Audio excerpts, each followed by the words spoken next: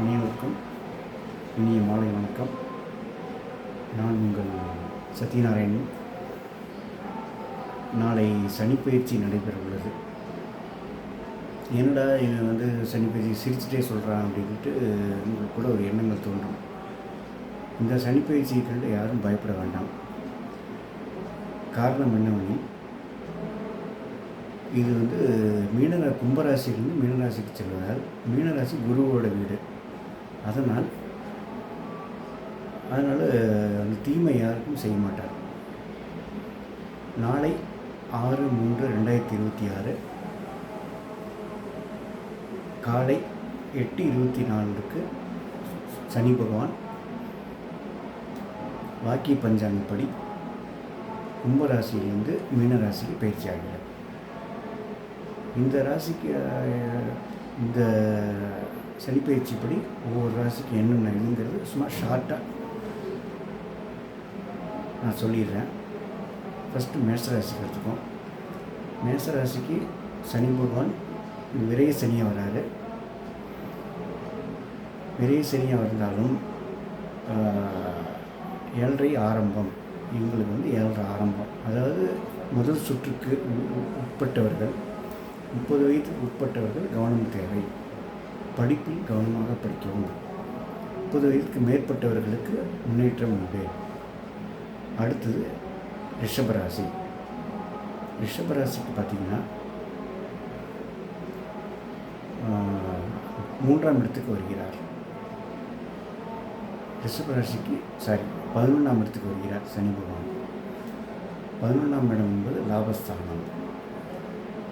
அதாவது பாவகிரகங்கள் லாபஸ்தானத்தில் வருவது மிகுந்த வருமானத்தை கொடுக்கும். மேலும் இந்த லாபமான தொழிலை கொடுக்கும். ஓகே. அடுத்தது மிதுனம். மிதுன ராசிக்கு தொழில் ஸ்தானத்திற்கு வருகிறார். தொழில் ஸ்தானத்திற்கு சனி வருவதால் யாரும் பயப்பட தேவையில்லை. முன்னேற்றமே உண்டு. 10ஆம் இடம் சிறப்பான இடம். சனியை பொறுத்தளவு பார்த்திங்கன்னா இருக்கிற இடம்தான் சிறப்பானது. பார்வை தீமையை கொடுக்கும். அதனால் நம்ம இருக்கிற இடத்த வச்சு நம்ம ஓரளவு பார்த்துக்கலாம். நெக்ஸ்ட்டு கடகம்.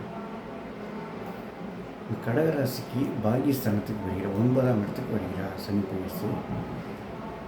பாகியங்களை அள்ளி கொடுக்க போகிறார். நன்றாக இருக்கும். 9ஆம் இடம் என்பது திரிகோணஸ்தானம். அதில் சனி வருவதால் மிகுந்த நன்மை அளிக்கும். அடுத்து சிம்மராசி. சிம்மராசிக்கு சனி பகவான் அஷ்டம சனியாக வருவதால் பயப்பட தேவையில்லை. ஏன்னா சனி குரு வீட்டில் இருப்பதால் யாரும் பயப்பட தேவையில்லை. யாராவது சிம்மராசிக்காரர்கள் ஆப்ரேஷன் அந்த மாதிரி ஏதாவது இருந்தார்கள்னா ஆப்ரேஷன் செய்ய வேண்டி வரும். மற்றபடி ஒன்றும் தேவையில்லை. கொஞ்சம் கவனமாக இருக்கணும், அவ்வளோதான். அடுத்தது கன்னிராசி.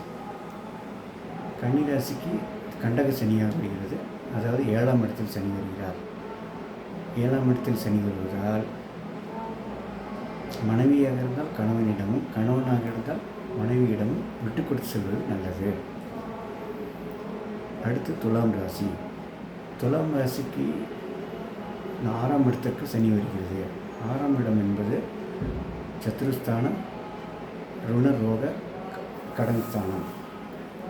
இந்த ஸ்தானத்துக்கு வருவதால் வாழ்வில் வெற்றி அடையலாம். புதிய தொழில் தொடங்கலாம். அடுத்து விருச்சிகம். விருச்சிக ராசிக்கு சனி பகவான் 5ஆம் இடத்தில் வருகிறார். அதாவது பூர்வ புண்ணியஸ்தானம், புத்திரஸ்தானம்.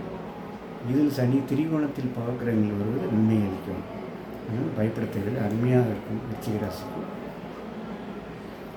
அடுத்து தனுசு ராசி. தனுசு ராசி குருவோட வீட்டில் பயிற்சியாக இருக்கிறார். அதனால் தனுசு ராசிக்காரர்கள் அந்த அர்த்தாஷ்டம சனி இருந்தாலும் பாதிப்பு சாட்சி கொடுக்காது.